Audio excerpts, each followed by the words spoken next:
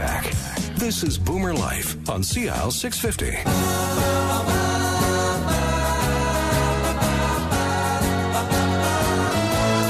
And welcome back. This is Boomer Life on CL 650. I'm Joanne Sutton. April is Parkinson's Awareness Month, and today being marked as World Parkinson's Day. We're joined in studio with British Columbia's Parkinson's Society CEO, Jean Blake is here. And also we have a new guest now. Joining us is Richard Mayede. Richard, thanks for being here.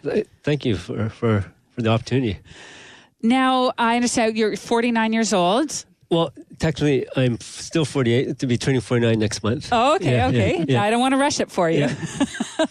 Yeah. You're from Vancouver. Yes. And you also serve on the Parkinson's Society BC's Board of Directors. Yes, Is that correct? do. Yes. So like many others in the Parkinson community, Richard has committed himself to staying active in order to combat some of the symptoms and the progress of the disease. Rather than exercise at a gym, he prefers to play a variety of sports to help maintain his quality of life. You're a digital designer, is that correct? That's so correct. Do you still work full-time? Yeah, well, I try to. It has become a bit more of a challenge with the illness, but yeah. And I also understand that your upbringing and your values rooted in Buddhism have helped you believe in the power of positivity. Yes, very much so. Okay, so we're all on the same page here. I want to hear a little bit more about your story. Okay. Tell us about when you were first diagnosed with Parkinson's disease. Take us back to that time. Okay, it would have been back in 2005, so I was turning 37, and a friend of mine noticed that my hand was quite shaky, and I thought that, well, I just attributed it to coffee, right? And my friend kept on persisting that I should see a doctor, and so being a typical guy, I just resisted, but her persistence really helped me to actually see a doctor, right? So I saw my family doctor, and that part took a while because he just said, well, come back next week, come back the following week. So that actually started getting frustrating for me. So I finally got him to get me to see a neurologist, and the neurologist thought I was quite young, so she suggested that to go to the Pacific Parkinson Institute at UBC and get a second opinion. And so then it was actually Dr. McHugh, your guest that's following up, that said that I have Parkinson's. So I kind of prepared myself before that, because the fact that the initial neurologist said that I have Parkinson's helped me to actually be prepared to hear it again. So yeah, it was. So when I initially heard it, it wasn't so much of a shock. It was actually the best of all the bad situations it could be, right? So I thought, well, if it's going to be Parkinson's, then I'd rather have it be Parkinson's than like some kind of brain tumor or something. Did you know anything about Parkinson's disease? Did you, you say you weren't too shocked, but did you really know what this was going to mean for you in your life? No, not really. But like having been a fan of like the Back to the Future movies, and so I knew of Michael J. Fox and his challenge to bring awareness to this in the U.S., right, in Canada. But again, having gone through it now, like it's actually much more challenging than I thought it would be. But again, it's something that I prepared myself for. So what are some of the other changes that you've noticed in your body that made you think something was just not right, besides the little tremor in your hand? Well, for me, like the change that bothers me the most, actually, my voice. It's become much more stuttered, and that's been a challenge. But overall, like there is also stiffness that comes into play, and that is also a challenge for many people with Parkinson's, because you're not used to being like trapped in your own body, right? So, yeah.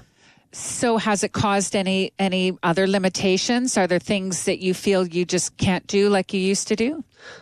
Well, I think I can't run as fast as I used to, but I think that's just because of age. But you can still run. Yeah. So, yeah, whenever I can, I'm sprinting, so, yeah. So let's talk about the importance of exercise and physical activity and how that's helped you and what you choose to do to be active to help combat some of your symptoms. Well, for me, like sports is really a fun way to get exercise without actually having to, thinking that you're exercising.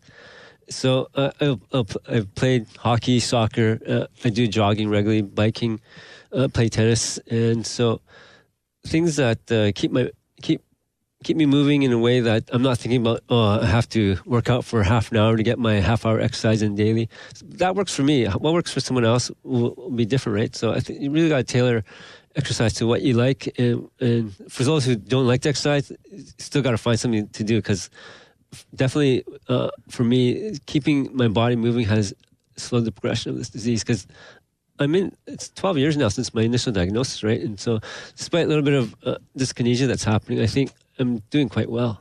What's dyskinesia?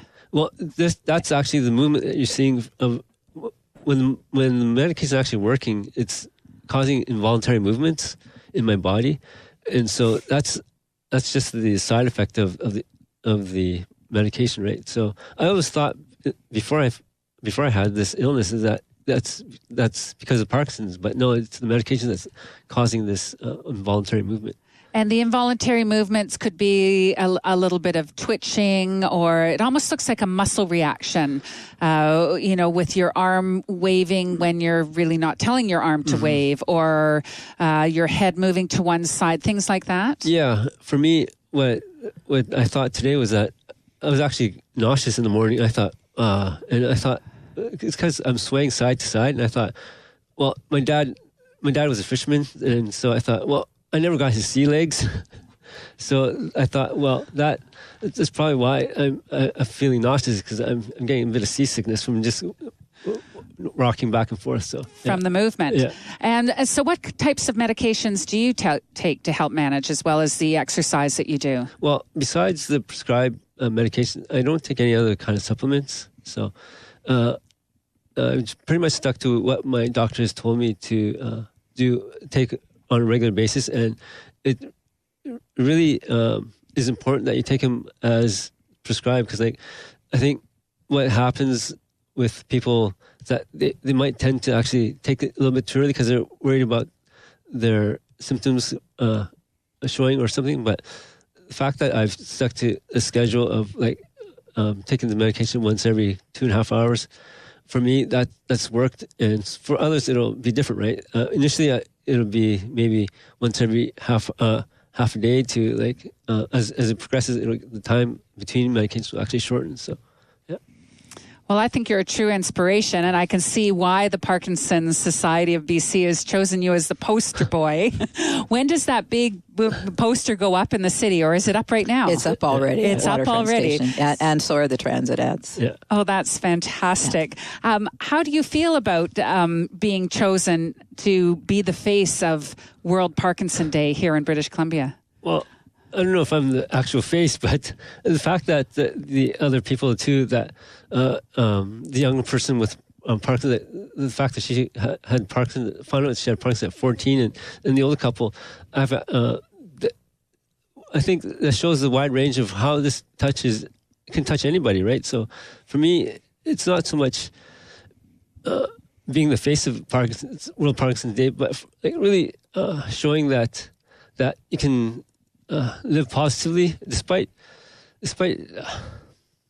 having this illness, and live to the best of your abilities, right? So I think that it was actually surprising to me that this young person found out that she had it at 14, right? And so she's actually lived a life that's much more challenging, I think, than I have, because at 14 I was able to do a lot of things and experience a lot of things that most teenagers can. But as thinking about her, the fact that she may have not been able to play, I don't know if she was into sports, but to me that would have been a huge setback if I couldn't play sports again, right? So to me that really shows that, again, it can affect anybody. And so for me, what's important with the World Parkinson's Day is to really show that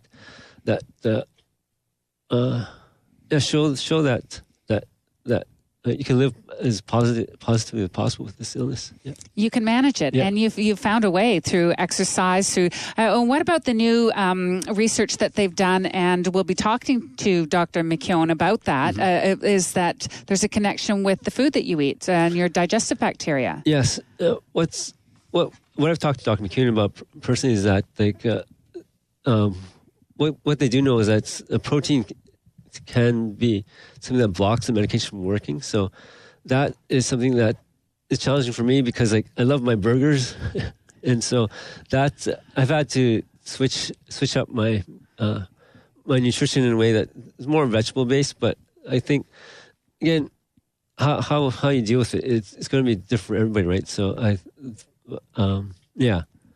the fact that I've had to switch actually made me healthier, and that's a good thing. So, yeah.